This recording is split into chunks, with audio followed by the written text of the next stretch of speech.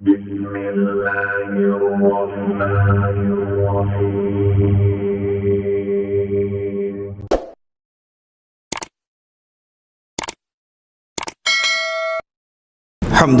pada malam hari ini Allah Subhanahu wa taala masih memberikan waktu kepada kita untuk thalabul ilmi,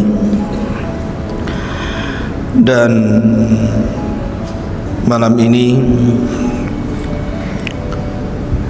tema yang kita akan sampaikan mengambil hikmah dan pelajaran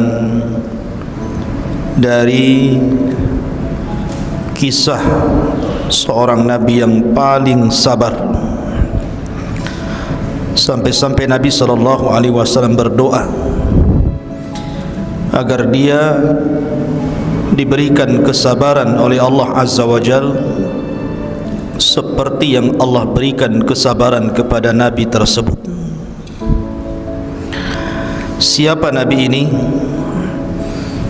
Nabi ini dikenal di dalam Al-Quranul Karim, namanya Ayyub alaihi salatu wassalam. Ma'asyiral muslimin yang dimuliakan Allah Azza wa Jalla, di dalam Al-Quranul Karim Allah Subhanahu wa ta'ala berfirman dalam suratul Hajj ayat 11, wa minan nasi man ya'budullaha ala harfin fa in asabahu khairun itma'anna bi wa in asabathu fitnatun inqalaba ala wajhihi khasirat dunya wal akhirah dzalika huwal khusranul mubin. Di antara sebagian manusia ada yang menyembah Allah di tepian. Apabila Allah Subhanahu wa ta'ala uji dengan kebaikan, maka dia merasa tenang hatinya. Tetapi kalau Allah Subhanahu wa ta'ala uji dengan keburukan, dengan fitnah, maka mulailah berubah wajahnya, sehingga rugi dunianya dan rugi akhiratnya. Dan itulah sebenar-benarnya kerugian. Ma'asyiral muslimin yang dimuliakan Allah Subhanahu wa ta'ala, setiap manusia itu ada ujiannya. Tidak ada satupun manusia yang tidak ada ujiannya, hatta para nabi dan rasul. Dan Nabi SAW mengisyaratkan dalam sebuah hadis, inna asyaddal bala indallahil anbiya thummal amsalu fal amsal. Sesungguhnya yang paling berat ujian yang Allah timpakan adalah ujian yang Allah timpakan kepada para nabi, baru kemudian di bawah nabi, baru kemudian di bawah nabi. Dan Allah tidak mungkin menimpakan sebuah ujian kecuali sesuai dengan kadar keimanannya. Dan Allah juga tidak mungkin menimpakan ujian kecuali sesuai dengan kemampuannya. Tidak mungkin Allah memberikan ujian berlebih dari kemampuan hamba menghadapi ujian. Ma'asyiral muslimin yang dimuliakan Allah Azza wa Jalla, salah satu nabi yang diberikan ujian oleh Allah yang sangat dahsyat adalah Nabi Allah Ayyub alaihi salatu wassalam. Siapa Ayyub? Dijelaskan oleh Imam Ibnu Ishaq, kana rajulan minar Rum. Nabi Ayyub adalah seorang laki-laki dari Romawi. Ada yang mengatakan sebagaimana dikisahkan oleh Al-Imam Ibnu Asakir, bahwa ibunya Ayyub itu adalah putri daripada Nabi Allah Lut, keponakan Ibrahim alaihi salatu wassalam. Dan ayahnya adalah orang yang sezaman dengan Ibrahim, beriman dengan Ibrahim alaihi salatu wassalam, ketika Ibrahim dilempar ke dalam api dalam kisah yang sudah saya kisahkan kemarin, Ashabul Ukhdud. Tetapi yang masyhur bahwa Ayub itu adalah keturunan Ibrahim. Tidak banyak dalam Al-Quranul Karim tentang kisah Nabi Ayub, hanya disebutkan dalam beberapa ayat. Begitu juga dalam hadis-hadis Rasulullah tidak banyak. Yang sahih itu cuma 2, lebihnya dhaif. Sehingga tidak banyak dikisahkan seperti kisah Nabi Allah Musa, Ibrahim dan yang lainnya. Karena dalam Al-Quran sendiri, dari 25 Nabi dan Rasul itu, yang sangat detail itu cuma sedikit. Seperti kisah Musa, Ibrahim cukup detail. Ada juga kisah itu yang hanya diisyaratkan secara global, tapi ada yang tidak dikisahkan seperti Yasa, Zulkifli. Nah, Zulkifli ini salah satu anak Nabi Ayub, nanti saya ceritakan di akhir cerita ya. Sehingga untuk membentangkan terlampau panjang kisah ini, tentu banyak diambil dari Israiliyat, tapi kita akan cukupkan di dalam Al-Quran, hadis Nabi SAW yang sahih dan keterangan para ulama. Di dalam surah Al-An'am ayat 84, Allah mengatakan, wa min dzurriyyatihi Dawud wa Sulaiman wa Ayyub wa Yusuf wa Musa wa Harun. Dan termasuk anak keturunan Ibrahim adalah Nabi Allah Dawud, kemudian putranya Sulaiman, kemudian Nabi Ayyub, Yusuf, Musa dan Harun. Dalam surah Al-An'am disebutkan bahwa Ayyub keturunan Ibrahim. Kalau pendapat yang pertama, keturunan Lut, ibunya dari putri Lut dan ayahnya orang yang beriman kepada Ibrahim. Tapi pendapat ini dibantah. Jumhur ulama mengatakan bahwa Ayyub keturunan Ibrahim berdasarkan nas Al-Quran. Ma'asyiral muslimin yang dimuliakan Allah Azza wa Jalla, di dalam Al-Quran nama Ayyub itu salah satu nama yang dicantumkan secara nama dari 25 Nabi dan Rasul. Allah subhanahu wa ta'ala berfirman, inna awhayna ilaika kama awhayna ila Nuhin wan nabiyyina min ba'di wa awhayna ila Ibrahim wa Ismail wa Ishaq wa Ya'qub wal asbat wa Isa wa Ayyub. Sesungguhnya kami wahyukan kepada wahai Muhammad sebagaimana kami wahyukan sebelumnya kepada Nuh dan para nabi setelahnya. Kemudian kami wahyukan kepada Ibrahim, kepada Ismail, kepada Ishak, kepada Ya'qub dan Asbat, dan juga Isa dan Ayyub. Sini Allah subhanahu wa ta'ala menyebut kata Ayyub. Ayyub ini memiliki istri yang subhanallah sangat sabar. Ada yang mengatakan namanya adalah Liyah ibn Ya'qub. Apakah Ya'qub putra Ishak? Wallahu a'lam. Tapi nama perempuan ini adalah Liyah, wanita percontohan seluruh wanita. Sebagaimana suaminya sabar, dia juga sabar. Lalu apa ujian yang Allah subhanahu wa ta'ala berikan kepada Ayyub alaihi salatu wassalam? Disebutkan di dalam surah As-Sad. Ini ujiannya. Allah mengatakan dalam surah As-Sad ayat 41, wadhkur abdana Ayyuba idh nada rabbahu anni massaniya syaitanu binasbin wa adab.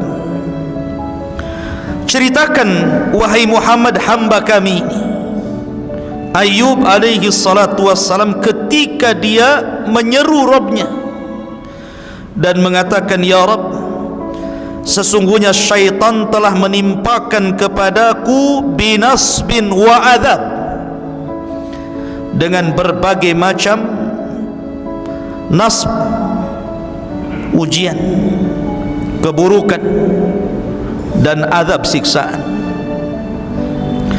Ada yang mengatakan bahawa syaitan itu datang kepada Allah subhanahu wa ta'ala setelah dia menggoda Ayub dan tidak berhasil,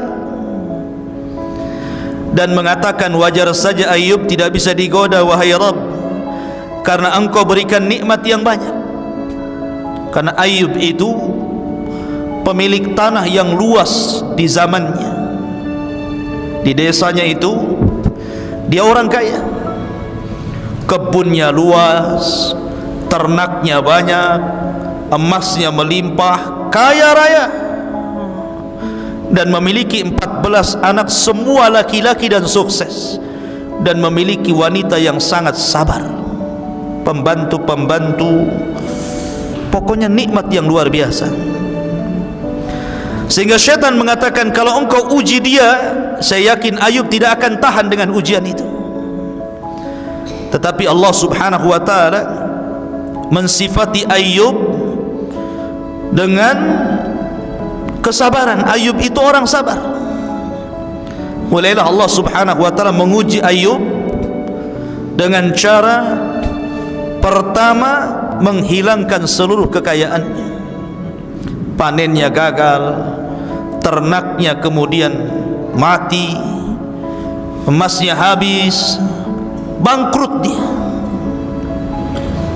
Ma'asyiral muslimin yang dimuliakan, kalau ini terjadi kepada manusia biasa, kepada kita, anda, saya, dan yang lainnya, orang kaya tiba-tiba bangkrut, kira-kira apa yang terjadi? Kalau tidak gila mendadak, gantung diri.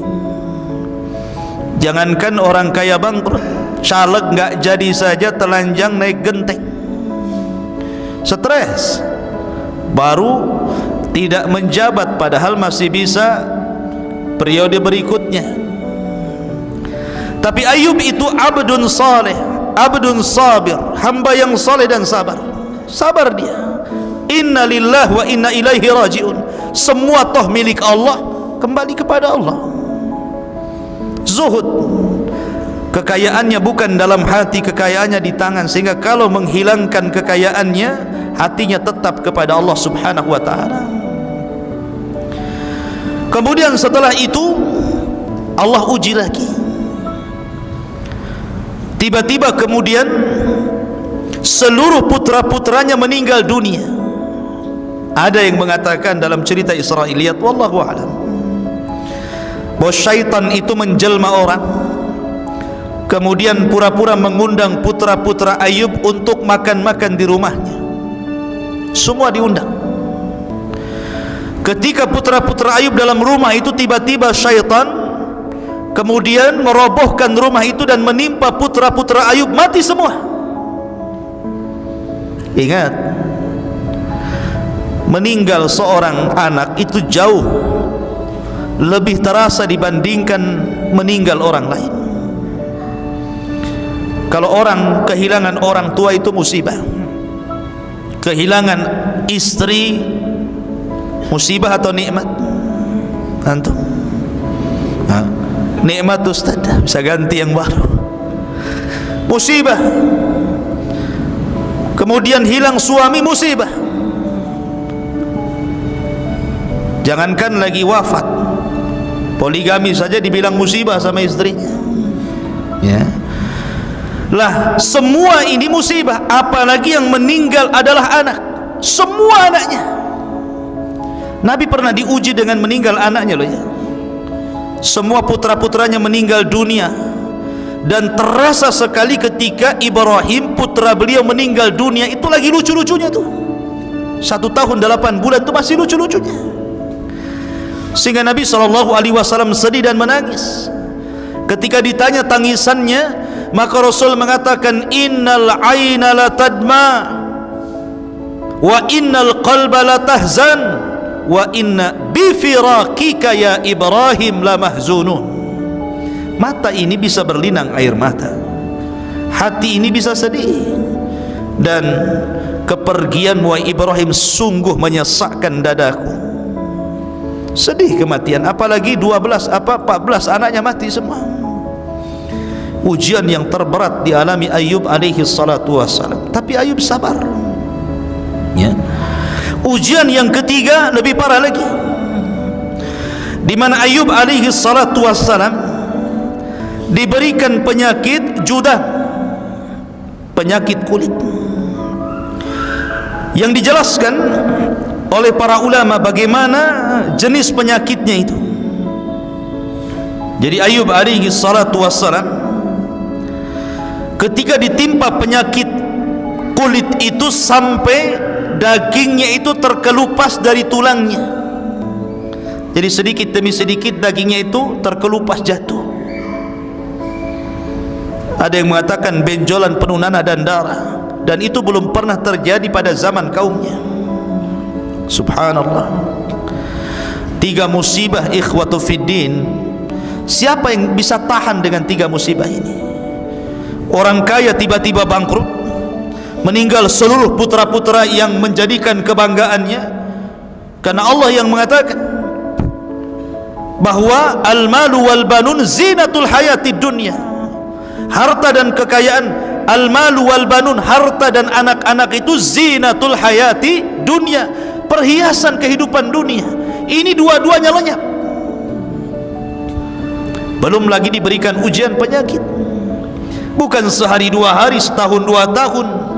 Kata Ibnu Katsir, 18 sanah, 18 tahun lamanya diuji seperti itu. Belum dari 3 ujian ini, beruntun ujian-ujian yang lainnya. Sebab kalau orang kaya, manusia mendekat. Kalau orang miskin, manusia menjauh. Ya kan? Walaupun kalau kaya, orang kaya pun menjauh dari orang miskin, takut pinjam uangnya. Kalau kaya, banyak kawannya. Kalau sudah miskin, dijauhi. Kemudian diuji dengan putra-putranya yang meninggal dunia. Bisa putus asa karena merasa bahwa tidak ada lagi keturunan yang akan meneruskan kehidupannya. Betapa banyak orang yang tidak punya anak, berobat ke sana kemari, jual sawah, menghabiskan ATM dan begitu seterusnya, hanya ingin punya anak.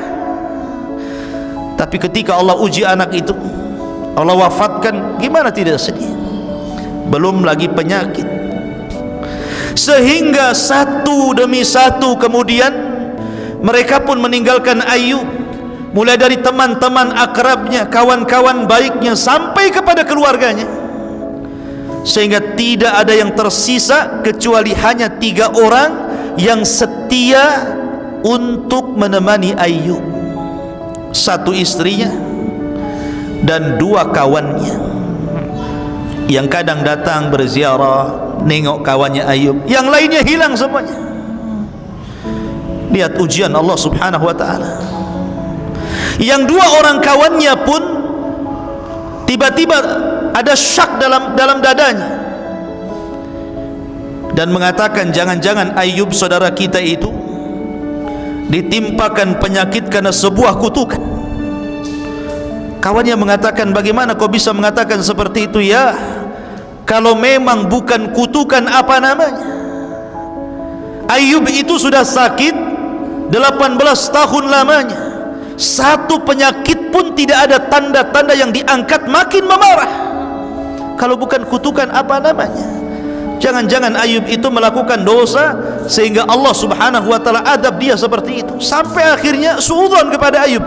Ini 2 kawan yang baik itu, kalau yang lain sudah habislah. Sehingga kemudian istrinya pernah tidak tahan. Ayub alaihi salatu wassalam itu tidak pernah mengeluh. Dia hanya berzikir kepada Allah, setiap hari berzikir, memuja, memuji, terus mengingat Allah azza wa jalla. Dia tidak pernah berdoa, ya Allah kembalikan kesehatanku, ya Allah kembalikan putra-putraku, ya Allah kembalikan kekayaanmu. Tidak, Ayub tidak pernah mengatakan sedikit pun, seolah-olah dia yataladzat, merasa menikmati ujian yang Allah subhanahu wa ta'ala timpakan kepada dia. Ada manusia seperti ini yang enggak ada tasahud dia, yang ada tasahud atau tasahud itu, yang ada murang-muring saja hatinya. Ya, memang begitu. Dulu pejabat, kemudian pensiun, sudah tua, masih merasa pejabat saja, bawaannya marah terus. Orang dianggap bawahannya, tetangga di bawah anggotanya, tetangga dianggapnya anggotanya, padahal sudah sama tuh, kan gitu ya. Dulu merasa jadi polisi, jadi tentara, sudah pensiun merasa jadi polisi saja tuh. Kadang orang seperti itu. Ya. Jadi siapa yang tahan? Lihat, makanya saya katakan ini percontohan Ayub ini yang tidak dimiliki orang-orang. Makanya kalau ada orang yang berdoa, saya ingin sabar seperti saya sabar Ayub, tidak akan bisa. Anda tidak mungkin bisa sesabar Ayub, karena Ayub itu luar biasa istimewa di hadapan Allah kesabarannya. Nggak ada orang yang bisa sabar Ayub itu. Ma'asyiral muslimin, sampai istrinya mengatakan, ya Ayub, lau da'auta rabbaka fa innahu sayastajibu lak. Wahai Ayub suamiku, seandainya engkau berdoa kepada Allah subhanahu wa ta'ala, berdoalah agar Allah menyembuhkan penyakitmu. Minimalnya mintalah kesembuhan. Sudahlah yang lain itu bisa dicari, bisa diupayakan. Yang penting kau jangan sakit. Ya. Istrinya meminta kepada Ayub untuk berdoa kepada Allah, karena Ayub itu tidak mau berdoa meminta kesembuhan. Dia asik berzikir, memuja, memuji, terus mengingat Allah saja. Ayub mengingatkan nikmat kepada istrinya. Dia mengatakan kepada istrinya, wahai istriku, berapa lama kita diberikan nikmat oleh Allah, diberikan kekayaan, diberikan anak-anak, dihormati orang, dihargai, dipuji, berapa lama? Kata istrinya, thamaniyata sana, 8 tahun wahai suamiku. Maka Ayub mengatakan, wahai istriku, kalau Allah subhanahu wa ta'ala telah memberikan kenikmatan kepada kita thamaniyata sanatan wa ana fi sihhatin wa afiyah, diberikan kenikmatan 8 tahun dan saya dalam kondisi sehat dan diberikan afiah, kenikmatan yang banyak, maka bagaimana mungkin kita kemudian meminta kepada Allah sementara kita belum sampai kepada tahun nikmat Allah yang berikan kepada kita? Harus seimbang. Ya. Kalau Allah memberikan nikmat 8 tahun, maka diuji oleh Allah harusnya sabarnya 8 tahun baru meminta, begitu loh. Ini enggak, diberikan nikmat banyak, kita ini kadang-kadang ya subhanallah, sampai dimudahkan urusannya, sekali diuji oleh Allah langsung kemudian dia terkapar. Ya Allah, kenapa asik saya terus kau uji? Kenapa enggak tetangga sebelah saja? Dia kan ahli maksiat, suruh tetangganya yang sakit, ya kan? Tetapi Ayub alaihi salatu wassalam mengingatkan kepada istrinya, jangan, tidak sebanding nikmat dengan bala yang Allah timpakan kepada kita ini. Coba, siapa yang bisa mengucapkan kalimat itu? Tidak bisa. Tidak bisa, karena yang bisa mengucapkan kalimat ini hanya orang-orang yang sabar. Dari situlah wajar kalau Allah mengatakan, innama yuwaffas sabiruna ajrahum bighairi hisab. Allah akan berikan pahala bagi orang-orang yang sabar itu tanpa batas. Bahkan di zaman Rasul ada wanita yang suka kena penyakit ayan. Kalau datang penyakitnya, dia suka buka-buka baju dan nampak auratnya. Datanglah dia kepada Rasulullah, ya Rasulullah, saya ini terkena penyakit, dan kalau datang penyakit itu terbuka auratku. Fad'ullaha li, berdoalah kepada Allah untukku supaya Allah sembuhkan Rasul. Kata Nabi SAW, kalau kau mau aku akan berdoa, nanti Allah sembuhkan. Wa in sabarti falahul jannah, wa in sabarti falakil jannah. Kalau engkau sabar, Allah akan janjikan kau surga. Milih sembuh atau milih surga? Akhirnya dia mengatakan, aku milih surga, tapi berdoalah kepada Allah ya Rasulullah, kalau memang penyakitku kambuh, janganlah sampai aku buka-buka auratku.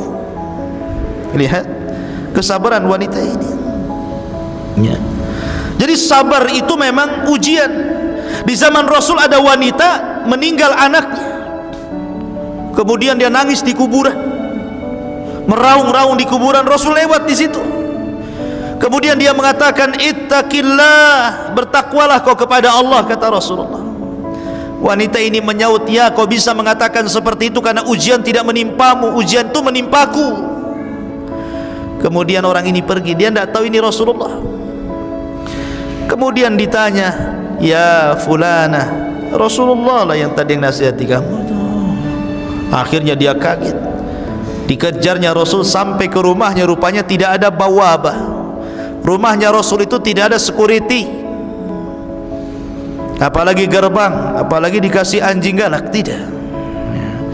Rasulullah itu rumahnya blong, semua orang bisa masuk, padahal orang nomor 1 tuh. Sekarang baru sekelas RT saja ada satpamnya ya. Nabi SAW terbuka rumahnya, datang wanita itu minta maaf. Maka Rasul menasihati, inna sabra fi sadmatil ula, kata Rasulullah. Sabar itu dianggap sabar itu pada pukulan pertama. Ketika hari ini kena musibah, hari ini kita sabar, itu namanya sabar. Kalau sudah 1 bulan bukan sabar, kadong namanya ya. Sabar itu ketika kena musibah, di awal kali acap musibah itu datang, itulah sabar. Ma'asyiral muslimin yang dimuliakan Allah Azza wa Jalla, ketika Ibrahim alaihi salatu wassalam, Ayub alaihi salatu wassalam semakin memarah sakitnya, yang mencari nafkah siapa? Istrinya. Istrinya yang mencari nafkah ke sana kemari. Subhanallah. Kalau seandainya wanita sekarang memposisikan menjadi istrinya Ayub, pasti langsung datang ke pengadilan agama, minta apa? Khulu, kan gitu ya. Karena wanita sekarang, maaf ibu ya, akalnya kurang ya. Kalau suaminya lagi sehat, apalagi kerjanya bagus, ada istilah ya, abang sayang kalau banyak uang, kan gitu. Abang ku tendang kalau habis uangnya, kan. Artinya bahwa posisi seorang wanita itu penting dalam rumah tangga. Jangan hanya ketika senang sehat suaminya, ketika susah justru disitulah pahala yang sesungguhnya. Itulah pahala yang sesungguhnya seorang istri ketika merawat suaminya. Kalau suami lagi sehat, apa yang dirawat? Tapi ketika suami sakit, itulah pintu sorga selebar-lebarnya di situ. Itulah baiti jannati, sorgaku adalah rumahku itu. Ini istrinya Ayub di percontohan. Dia yang cari nafkah karena memang Ayub terbaring tidak bisa apa-apa. Apalagi orang-orang menjauh melihat Ayub saja, orang menjauh takut. Bagaimana mau cari kerjaan? Kalaupun dia bisa, kemudian jalan gitu ya. Akhirnya istrinya pun menyembunyikan diri kalau dia istrinya Ayub, supaya orang tidak tahu. Kalau tahu, orang pun tidak mau menerima dia sebagai pekerja, takut tertular penyakitnya. Sampai seperti itu musibahnya ya. Dan para ulama mengatakan, kalau istri yang seperti ini, dia dapat 2 pahala. Pertama, pahala bersedekah kepada suaminya. Yang kedua, pahala berbakti kepada suaminya. Tapi di zaman sekarang tidak, suaminya sehat, istrinya tetap kerja. Betul kan? Istrinya kerja, suaminya sehat, padahal dibalik kata suaminya, kolah yang kerja, biar aku yang masak, yang ngurus anak, yang ngepel, yang ini. Dunia terbalik. Ma'asyiral muslimin yang dimuliakan Allah Azza wa Jalla, suatu ketika sudah ketahuan bahwa dia istrinya Ayub, satu persatu orang itu tidak mau memakai dia sebagai pekerjanya. Sampai akhirnya apa yang harus dilakukan? Terpaksalah dia menjual rambutnya. Istrinya Ayub itu rambutnya panjang. Ayub itu kalau bangkit dari tidurnya terkadang memegang rambutnya supaya bisa bangkit.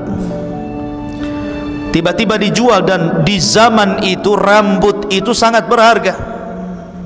Di zaman itu, di zaman kita kecil-kecil saja kan begitu, rambut itu dijual kan, dijadikan gelung untuk pengantin, dirias gitu ya. Karena ada tuh orang-orang yang jual rambut itu. Nah di zaman itu rambut masih berharga untuk kecantikan wanita, walaupun dalam Islam dilarang. La'anallahu, Allah melaknat mutawassilah, orang-orang yang suka menyambung rambut, wanita-wanita yang suka menggelung, menyambung rambut asli dengan palsunya. Dilaknat wanita seperti itu. Itu di masa Rasulullah, ajaran Islam dilaknat, tidak boleh. Tapi tentu di zaman dulu kan banyak syariat yang berbeda dengan kita, maka dijual tuh rambutnya. Kemudian karena punya uang agak banyak, ini istri ini ingin membahagiakan hati Ayub, dicarikan makanan kesukaan Ayub yang paling lezat. Subhanallah, berbaktinya sama suami itu. Kemudian datanglah dengan makanan yang enak. Ayub kaget dan curiga, dari mana dapat makanan itu? Dan Ayub tidak mau menyentuh makanan itu. Min aina hadha ta'am, dari mana makanan ini? Saya tidak akan menyentuh makanan ini sampai kau betul-betul terus terang dan jujur, dari mana kau dapat makanan ini. Kalau kau tidak jujur, di sini Ayub bersumpah, saya akan mencambuk kamu 100 kali kalau Allah takdirkan aku sembuh, katanya. Dia bernadar kepada Allah Azza wa Jalla mau menyambuk istrinya 100 kali. Akhirnya kemudian istrinya ngaku, dia buka jilbabnya sambil menangis, kemudian diperlihatkan rambutnya yang dipotong dan dijual. Maka Ayub pun kemudian semakin sedih. Sedemikian besarnya pengorbanan istrinya hanya untuk menemani suami tercintanya Ayub alaihi salatu wassalam. Mudah-mudahan istri antum seperti ini ya. Jangan baru sakit sehari dah minta cerai. Ma'asyiral muslimin yang dimuliakan Allah Azza wa Jalla. Akhirnya kemudian Ayub alaihi salatu wassalam mendengar perbincangan dua kawannya yang seolah-olah ada keraguan-raguan, jangan-jangan dia melakukan sebuah perbuatan yang dilarang oleh Allah Subhanahu wa taala, kemudian mendapatkan kutukan yang tidak diberikan kepada umat di zamannya. Dari sinilah Allah Subhanahu wa taala berfirman. Allah Subhanahu wa taala berfirman, "Wa ayyuba idh nada rabbahu anni massani adh-dhurr wa anta arhamur rahimin." Dan ingatlah ketika Ayub berdoa kepada Allah, kemudian mengatakan anni massani adh-dhurr wa anta arhamur rahimin. Sesungguhnya aku telah ditimpakan penyakit, ya Rabb hilangkanlah penyakitku, karena engkau zat yang maha penyayang dari seluruh makhluk-makhluk yang penyayang. Ayub hanya minta satu, disembuhkan penyakitnya. Ayub tidak minta dikembalikan hartanya, tidak mengatakan ya Allah rizkikan lagi rizki yang banyak kepadaku, ya Allah karuniakan anak-anak yang banyak lagi kepadaku. Tidak, Ayub tidak itu. Ayub hanya minta kesehatan. Ayub hanya minta itu saja. Sebagaimana ayat yang tadi saya baca, wadhkur abdana Ayyub idh nada rabbahu anni massaniya syaitan bi nasbin wa adab. Dan ingatlah ketika Ayub kemudian berdoa kepada Rabbnya, sesungguhnya syaitan telah menimpakan kepadaku dengan berbagai macam bencana dan siksa. Maka kemudian setelah 18 tahun lamanya, Ayub hanya memuji Allah, berdoa, berzikir, mengingat Allah. Dia tidak minta kesembuhan, dia tetap sabar. Akhirnya dia berdoa kepada Allah setelah 18 tahun lamanya, minta kesembuhan, maka Allah pun mengatakan fastajabna lahu fakashafna ma bihi min durrin, maka kami ijabah doanya Ayub dan kami pun angkat seluruh penyakitnya. Bagaimana caranya? Allah berfirman, uduk urkud birijlika hadha mughtasalun baridun syarabun. Ya Ayub, hentakkan kakimu, nanti akan muncul air dari bumi. Air itu dingin, gunakanlah untuk mandi dan minumlah dari air itu. Maka Ayub pun kemudian menghentakkan kakinya sesuai dengan perintah Allah, keluar air. Ketika itu kebiasaan istrinya mengantar Ayub ke kamar mandi. Kalau sudah selesai, maka istrinya datang kemudian memapahnya lagi kembali ke tempat pembaringannya.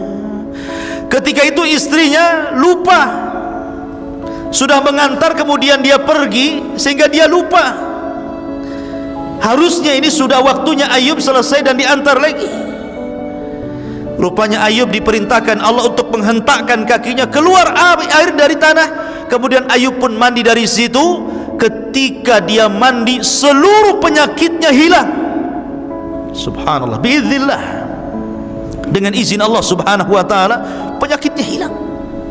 Itu penyakit badan itu.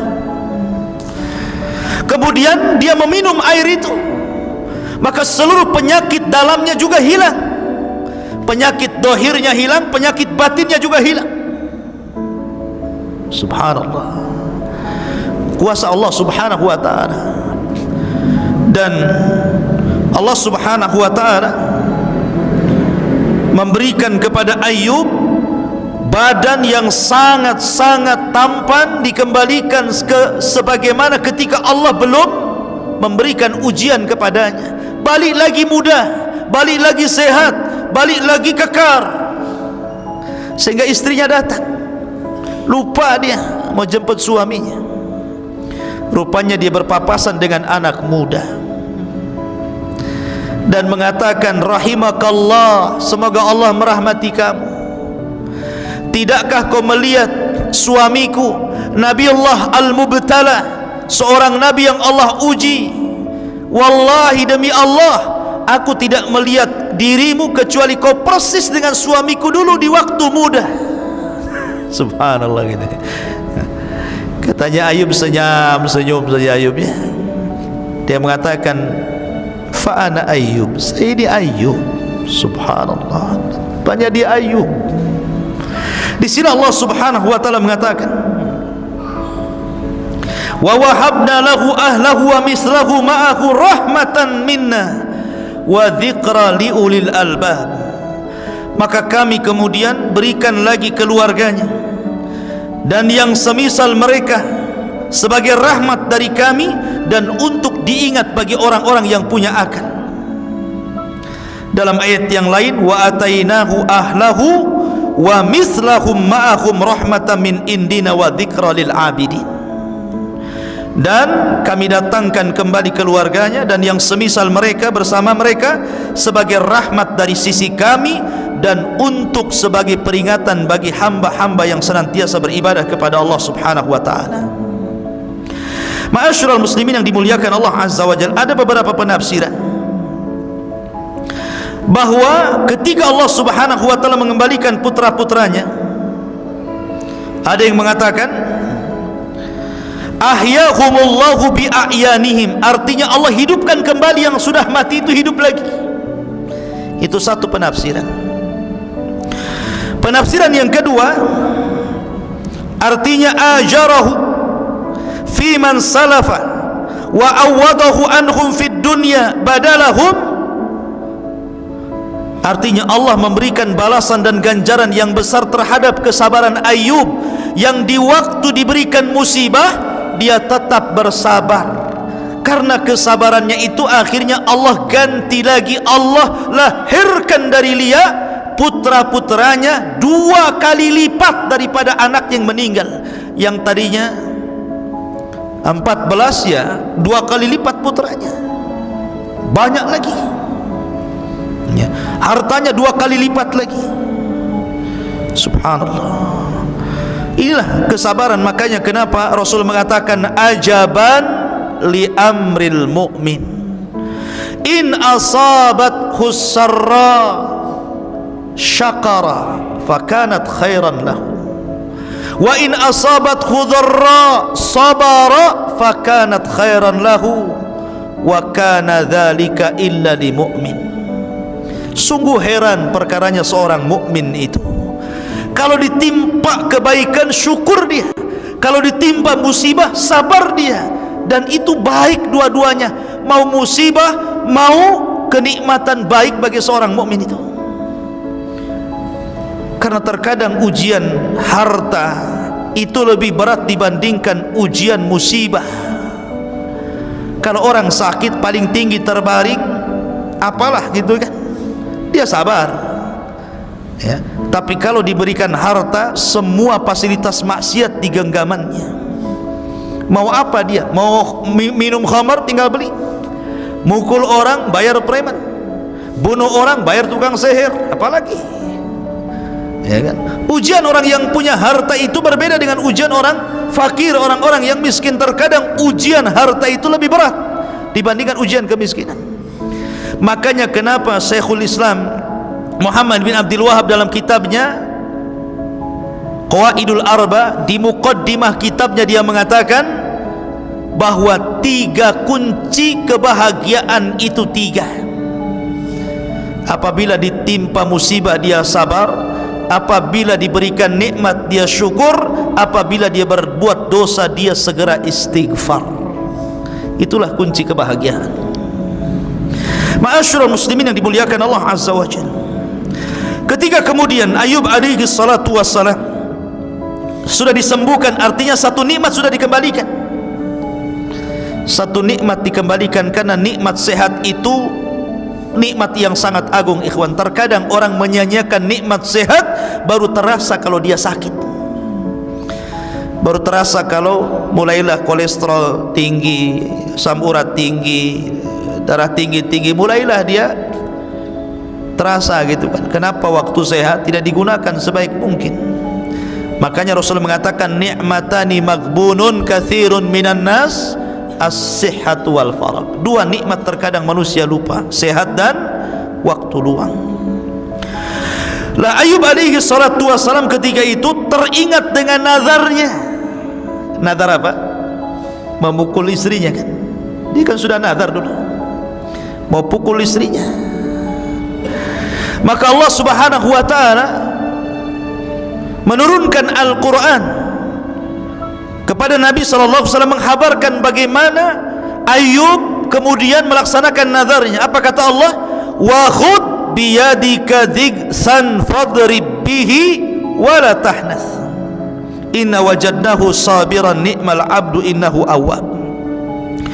Ambillah wahai Ayub seikat rumput, hitung 1, 2 sampai 100 rumput, ikat jadi 1. Pukullah istrimu dengan ikatan rumput itu sekali saja, itu sama dengan 100 kali cambuk. Kenapa Allah Subhanahu wa ta'ala memerintahkan seperti itu dan memberikan rahmatnya kepada istrinya Ayub, Lia ibn Ya'qub ini? Karena kebaikannya, kebaikan istri kepada suami ini luar biasa ya kan? Makanya kemudian Allah mengatakan sudah, wala tahnas, kamu tidak boleh mengingkari nazarmu, sumpahmu harus tetap dilaksanakan. Lalu bagaimana caranya? Ambil 1 ikat rumput, hitung sampai 100, pukulkan 1 kali, itu sudah cukup. Kemudian setelah itu dijelaskan bagaimana Allah Subhanahu wa taala mengembalikan kekayaan Ayub alaihi salatu wassalam. Dijelaskan dalam sebuah riwayat. Jadi ketika Ayub alaihi salatu wassalam sedang mandi dia, tiba-tiba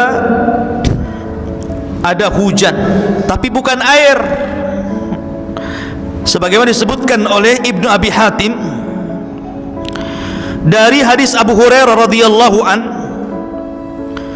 lamma afallahu Ayyub alaihi salam, ketika Allah memberikan kesembuhan kepada Ayyub alaihi salatu wassalam, amtara alaihi jaradan, tiba-tiba belalang jatuh dari langit, hujan belalang. Tapi belalang itu bukan belalang asli, tapi belalang berupa emas. Emas yang berbentuk belalang jatuh dari langit, hujan. Mau nggak antum kayak gitu? Mau lah Ustaz. Dan nggak pernah beli kalung sama istri, kasihlah di belalang satu katanya. Jadi belalang emas, ya, jaradan min zahab. Faja'ala ya'khudhu biyadihi, maka kemudian Ayub pun mengutip satu-satu itu belalang emas itu. Wa yaj'alu fi thawbihi, kemudian dikumpulkan di pakaiannya. Qala, dan mengatakan, dikatakan kepada Ayub, Allah berfirman, ya Ayub, ama tashba', wahai Ayub, belum kenyang kamu? Sudah kau sembuhkan, masih juga kau mau mengambil belalang-belalang emas itu? Maka Ayub mengatakan, ya Rabb, wa man yashba' min rahmatik. Ya Rabb, siapa yang kenyang dari rahmat? Saya tidak pernah kenyang untuk mendapatkan belas kasih sayang, kasih sayang. Aku tidak akan pernah kenyang untuk terus meminta kasih sayangmu ya Rabb. Akhirnya kemudian dikumpulkan emas-emas itu sampai akhirnya satu lumbung, semuanya emas belalang itu. Disitulah Allah subhanahu wa ta'ala kembalikan lagi kekayaannya. Dia beli lagi kebun, dia beli lagi ladang. Kemudian orang pun mulai satu persatu mendekat kepada Ayub alaihi salatu wassalam. Maka Ayub dikembalikan semua nikmatnya. Al jaza'u min jinsil amal, balasan itu disesuaikan dengan amalannya. Sabar itu indah, dan kemenangan itu ada pada kesabaran. Ma'asyiral muslimin, sebagaimana putranya, sebagaimana Ayub adalah hamba Allah yang sabar. Ayub diberikan banyak putra, dan salah satu putranya yang kemudian diperselisihkan apakah dia nabi ataukah bukan, tetapi karena Al-Quran menyebutkan secara nas namanya, maka jumhur mayoritas ulama mengatakan dia seorang nabi. Namanya Dzulkifli ibn Ayyub, namanya Bishr ibn Ayyub, kemudian kunyahnya Dzulkifli. Kenapa disebut Dzulkifli? Ini kita kisahkan sedikit. Karena kisah Dzulkifli ini dalam Quran tidak disebut kecuali di 2 ayat, dan tidak banyak riwayat yang menceritakan tentang Dzulkifli ini, sehingga susah menceritakannya. Lah ketika Allah menyebutkan tentang cerita Ayub, maka Allah mengatakan, wa Ismaila wa Idrisa wa Dzulkifli kullun minas sabirin. Setelah Allah bercerita tentang Ayub, ayat setelahnya apa? Dan Allah sebutkan dan Ismail, kemudian Idris, kemudian Dzulkifli. Tiga nabi ini termasuk hamba Allah yang sabar. Ismail ada orang yang paling sabar. Ketika ayahnya mengatakan, inni ara fil manami anni adzbahuka fangdur madza tara. Hai Ismail, semalam abimu bermimpi aku menyembelih dirimu, bagaimana pendapatmu? Itu kalau seandainya antum bercerita kepada anakmu, nak, bapakmu semalam mimpi nonjok kamu. Apa kata anaknya? Bapak aja lah yang ditonjokkan gitu. Ini disembeli bukan ditonjok, disembeli. Tapi Ismail sabar. If'al ma tu'mar satajiduni insyaallahu minas sabirin. Lakukan saja, lakukan saja wahai bapakku, kau akan mendapati aku termasuk hamba Allah yang sabar.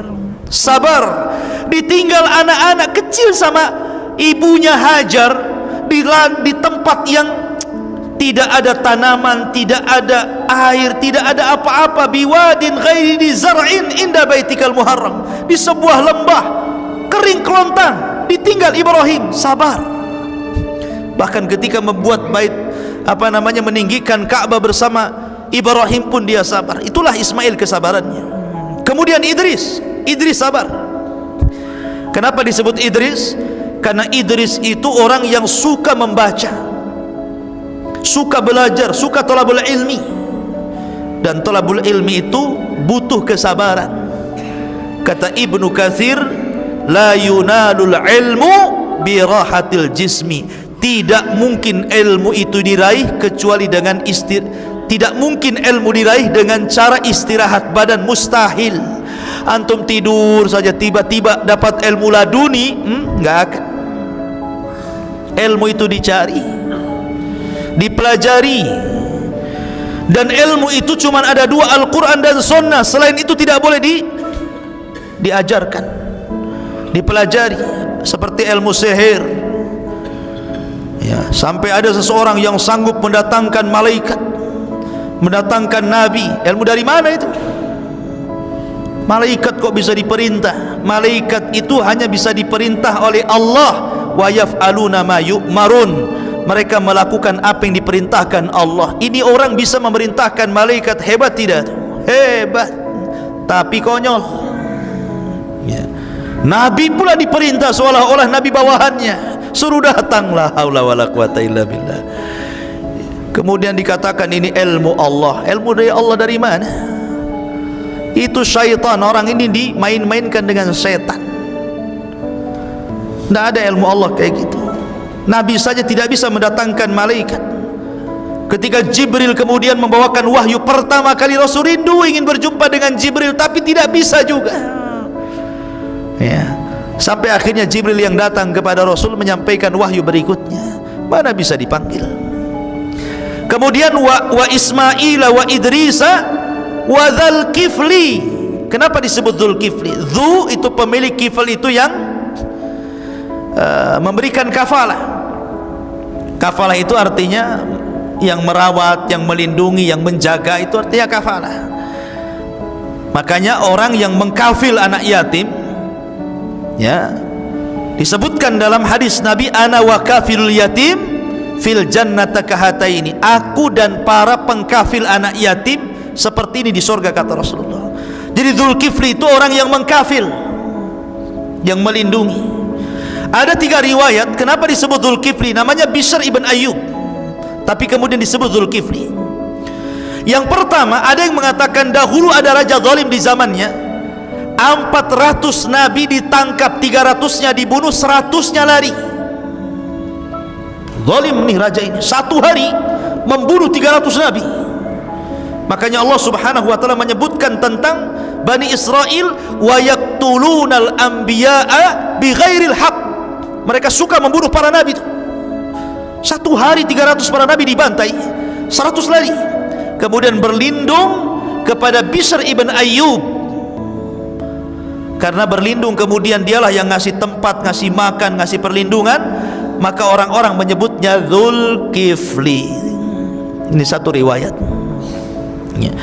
Ada yang mengatakan bahwa Dzulkifli itu disebut Dzulkifli karena dia orang kaya, mewarisi kekayaan Ayub alaihi salatu wassalam, dan dialah yang mengkafir orang-orang fakir di zamannya. Jadi ada orang kafir, dirawatnya, dikasih makan di sini di situ. Akhirnya ketika meninggal, orang-orang pun menyebutnya Dzulkifli. Tapi riwayat yang paling sahih wallahu alam, yang terakhir, bahwa ketika itu masyarakat di zamannya hendak memilih seorang raja, tapi harus memiliki 3 sifat. Satu, dia harus suka puasa, puasa terus. Yang kedua, dia harus tukang sholat malam terus. Kemudian yang ketiga, dia harus bisa memutuskan setiap perkara manusia dan tidak boleh marah. Nggak boleh marah. Seumur hidupnya tidak boleh marah. Ada yang nggak bisa marah? Yang nggak bisa marah banyak, yang bisa marah lebih banyak. Orang kan diberikan marah, makanya Rasul mengatakan la taghdab, la taghdab, la taghdab, faraddada miraran, kan gitu. Jangan marah, jangan marah, jangan marah. Berkali-kali Rasul mengucapkan seperti itu. Ini kalau dia berkuasa tidak boleh marah sedikit pun. Coba, berat nggak itu? Puasa terus setiap hari, sholat malam terus setiap malam, dan dia tidak boleh marah ketika memutuskan urusan manusia. Dan itu tidak ada kecuali pada Bishr ibn Ayyub. Dia setiap hari sholat itu 100 rakaat, sabar, tidak pernah marah. Maka orang-orang menyebutnya dengan Dzulkifli, karena sabar. Ya kan, dia mengkafil sholatnya. Ini perlu sabar orang seperti ini kan. Puasa terus sabar, sholat malam terus sabar, menghadapi orang itu sabar. Maka orang yang menyebutnya Dzulkifli. Dan wajar Dzulkifli itu penyabar karena apa? Warisan daripada ayahnya. Mangga jatuh itu tidak jauh dari pohonnya kan. Sama durian jatuh, tidak mungkin jatuh di bawah pohon mangga kecuali di bawah orang. Artinya bahwa kesabaran ini melahirkan kesabaran dan kesabaran. Begitulah kisah Nabi Ayyub alaihi salatu wassalam. Sudah pas jam 9. Taib, kita ada tanya jawab, silakan. Kalau ada yang mau bertanya, kita break dulu.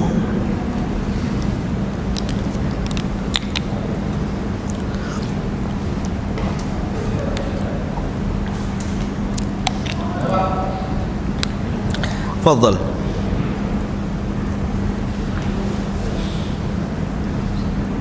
Assalamualaikum warahmatullahi wabarakatuh. Waalaikumsalam.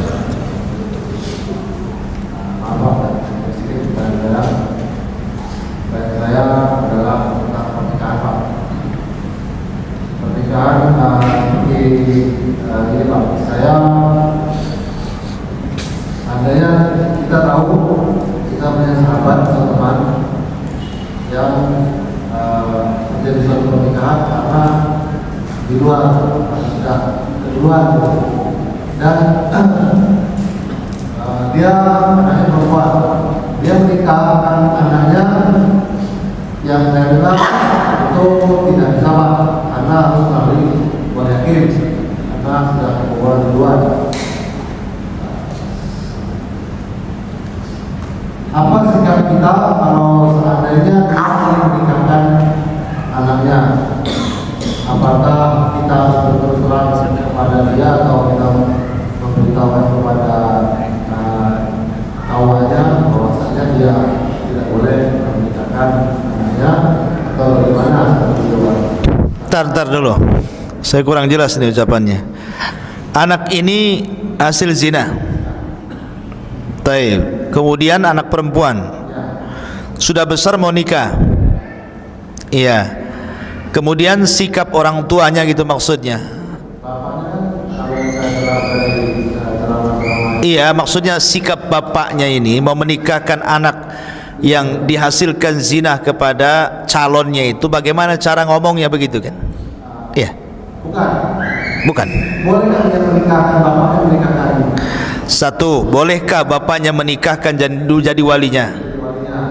Dua, kedua, seandainya kalau kita berada di posisi seperti itu, apa sikap kita tuh harus bagaimana seperti itu? iya. Apakah kita harus membicarakan atau kita diam saja bagaimana? Siap. Kalau seandainya memang terjadi itu adalah hal yang misalnya tidak boleh, otomatis misalnya zina gitu ya. Itu apakah harus menikah lagi atau bagaimana? Kalau sudah terjadi. Ya. Taib. Yang pertama, anak hasil zina itu dinasabkan kepada ibunya. Karena nasab yang mulia itu dari nasab syar'i yang diikat dengan pernikahan. Tidak boleh dinasabkan kepada bapaknya. Bagaimana kalau bapak yang menzinahi wanita itu menikahi wanita itu? Apakah bisa jadi bapaknya? Tidak. Tetap dia bukan bapaknya. Dia jadi mahram dengan anak zinahnya itu karena menikahi ibunya. Sama dengan menikahi seorang janda yang punya anak namanya Robib atau Robibah dalam Quran itu. Anak bawaan disebut Robib atau Robibah. Kalau laki-laki Robib, kalau perempuan Robibah. Ya, jadi kenapa bapak zinahnya menikahi ibunya dan menjadi mahram itu karena dinikahi ibunya. Kalau tidak menikah dengan ibunya tidak mahram. Karena itu hanya anak biologi secara biologi saja, tapi secara syar'i tidak, terputus hubungannya. secara biologis supaya tidak boleh menikah, tapi bukan karena mahram, tapi karena ada hubungan biologis, tidak boleh menikah. Kalau mahram bukan mahram lagi. Kalau ingin jadi mahram, nikahi ibunya, jadi mahram dia. Lah karena dia bukan mahram yang asli kecuali karena menikahi dengan ibu zinahnya, maka dia bukan ayahnya. Walaupun secara kandung dia anak kandungnya secara biologis ya, tapi secara syar'i itu bukan ayahnya, maka tidak berhak menikahi anak zinahnya. Lalu siapa yang menikahinya? Maka yang menikahi, yang jadi walinya, sebagaimana sabda Rasul, fasultanun waliyun man la waliyalahu, penguasalah yang menjadi wali bagi wanita yang tidak punya wali. Dalam hal ini ya Pak Kuah, wali hakim namanya. Ya kalau seandainya untuk supaya menjaga psikologis anak, tidak perlu diceritakan. Pas dinikahkan itu ya bilang saja sama hakim, sama Pak Kuah, ini sebenarnya anak ini bukan anak saya begini. Nanti kan akan ada solusi dari Pak Kuah tuh. Pak Kuah kan tahu agama kan itu ya. Bagaimana caranya? Nanti dia paham lah. Kecuali kalau saya petugas Kuah. Kemudian yang kedua, kalau seandainya Anda di posisi dia,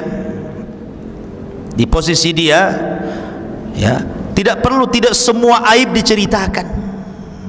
Tidak semua aib diceritakan. Tidak semua kejujuran itu harus jujur. Sebab terkadang kalau kejujuran itu membawa maslahat, tidak apa-apa. Tapi kalau mendatangkan madarat, jangan. Contoh nih, seorang laki-laki baik-baik kemudian dijodohkan kawannya dengan seorang wanita pelacur yang sudah tobat. Menikahlah wanita pelacur ini yang sudah tobat, yang sudah hijrah bersama laki-laki yang betul-betul baik, soleh. Kemudian terjadi pernikahan, kan nggak tahu wanita ini mantan wanita apa, nggak tahu. Yang jelas wanita ini sudah bercadar, sudah berhijab, sudah baik, sholat, ngaji dan begitu seterusnya. Ini wanita ini tidak perlu menceritakan kepada suaminya. Ya, kalau dia dulunya mantan pelacur, tidak perlu. Kalau rumah tangganya sudah di atas rumah tangga mawaddah, sakinah, warahmah, tidak perlu. Karena terkadang kemaksiatan itu tidak perlu digali dan diceritakan. Kullu ummatin mu'afan illal mujahir. Setiap umatku akan dimaafkan kecuali mujahir. Siapa mujahir itu wahai Rasul? Orang yang membongkar aibnya sendiri. Tahu enggak, saya dulu 15 tahun yang dulu saya itu sebenarnya pernah di penjara di Nusa Kambangan. Tidak perlu. Apa yang diceritakan seperti itu? Ya, antum dulunya mantan preman, tatonya banyak, nggak perlu dikasih tahu. Yang ini kupu-kupu, yang ini keluar ular naga, oh yang ini lebih parah lagi tengkorak, nggak perlu. Ngapain pula? Ya, tutup. Orang nggak tahu, taunya antum orang baik-baik, nggak pernah jadi orang jahat. Ketemu orang antum, dohirnya orang baik-baik, nggak pernah berbuat jahat. Nggak perlu ditampak-tampakkan seperti itu. Jadi terkadang kejujuran, karena ada kasusnya, ada seorang wanita jujur dia. Bang, maaf ya, jangan marah ya. Jangan marah ya. Iya, nggak akan marah. Ada apa? Saya ingin jujur. Ya mudah-mudahan abang sabarlah. Dulu saya ini 15 tahun menjadi pelacur profesional. Apa nggak marah suaminya? Ya kan? Terkadang kejujuran itu tidak boleh seseorang itu langsung ngomong begitu. Besoknya cerai kan begitu. Ya sudah, abang nggak marah, tapi ada besok keluar dari rumah ya. Masalah kan gitu. Jadi tidak perlu diceritakan. Anak itu tidak perlu tahu, sudah. Yang tahu orang tuanya saja. Antum kerjasama saja dengan wali hakim, gimana baiknya supaya yang ini nggak tahu, yang ini nggak tahu, kan begitu. Itu di posisi seperti itu adil rumah tangga. Jangan dikacaukan. Jangan kepada calonnya, sebenarnya ini anak zina loh, kamu masih mau lah, kok begitu pula. Ya sudah, sabar saja. Wallahu a'lam.